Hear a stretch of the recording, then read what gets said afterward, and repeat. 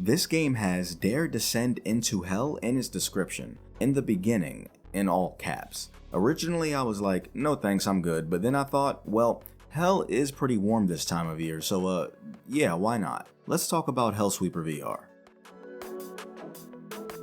Imagine you've committed some pretty serious sins in your lifetime. Sins so big that instead of being yelled at by some old guy at the pearly gates, you've been sent straight to hell. Instead of just sitting around feeling sorry for yourself though, you decide to spend eternity slaying demons in recompense. That sounds pretty wild, and it's exactly the scenario you find yourself in here. Hellsweeper puts you in a terrifying and relatively creepy plane of existence that definitely fits the hell vibe. I have to say, the levels you find yourself in aren't too far removed from how I imagine hell actually looks. Speaking of which, this game is in the roguelike genre, which means you can expect this game to be anything but easy the further you get into it. If it's any indicator, the hardest difficulty you can unlock in this game is called Masochist.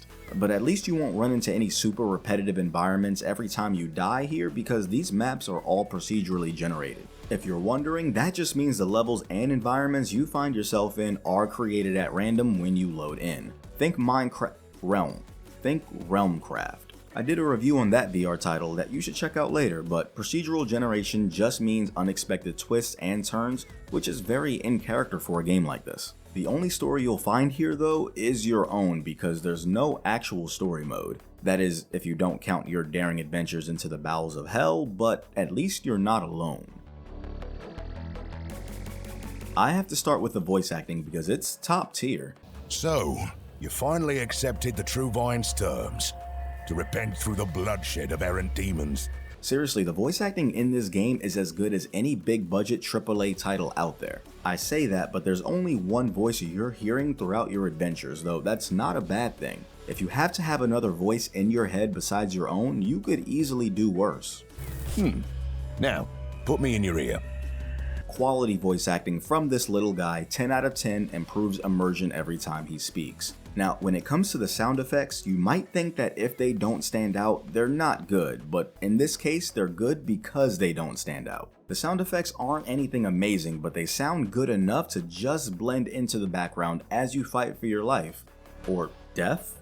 Anyway, the ambience isn't anything amazing, but the background music isn't half bad. It's there to enhance the atmosphere and make your newfound reality that much more immersive. Interaction is also a big part of immersion though, so let's get into that.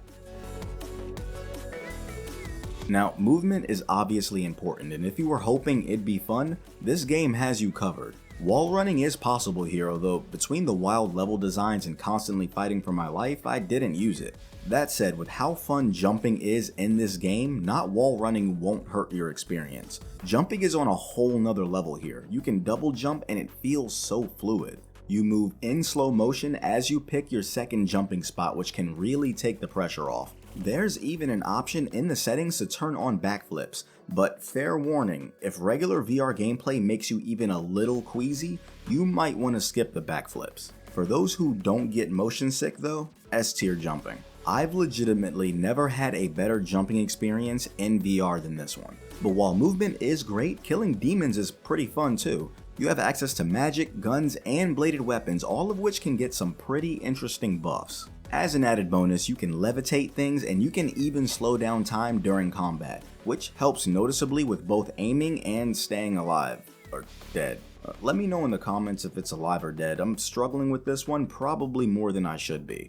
But essentially, you dive into a series of consecutive levels with a boss at the end. As you go, you'll find chests that can be unlocked with keys you get from destroying the pillars with the yellow crystals on them. In these chests, you'll find some randomized buffs that you can add to your skills, and if you make it past the boss, you get to keep your buffs. Of course, this is roguelike, so if you die, expect to have to start all over again. But combat in this game is pretty fun and exceptionally dynamic. As you go through these levels, you permanently increase your own level and unlock new weapons as you level up. These weapons are all pretty fun to use and can all be upgraded the same way, and the amount of things you can do in combat is pretty wild. Aiming and firing guns with telepathy alone, swinging multiple swords with one hand, it's all super fun, and I doubt I discovered half of what I could do during my playtime. If nothing else, the gameplay here definitely won't turn you away, but if you're big on graphics, those just might.